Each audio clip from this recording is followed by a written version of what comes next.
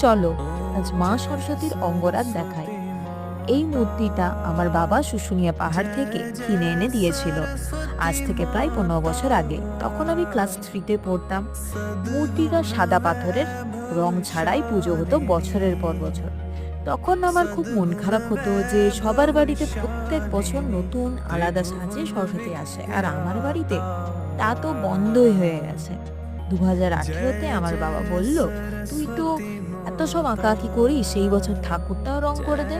এই বলে বাবা এশিয়ান পেন্টের হোয়াইট কালার আর একটা সিনথেটিক ফ্ল্যাট ব্রাশ এনে দিল। তারপর থেকে প্রত্যেক বছর মা সরস্বতীকে নিজের মনের মতো করে সাজিয়ে একটা অন্যরকম আনন্দ উপভোগ করার সুযোগ হয়ে উঠল।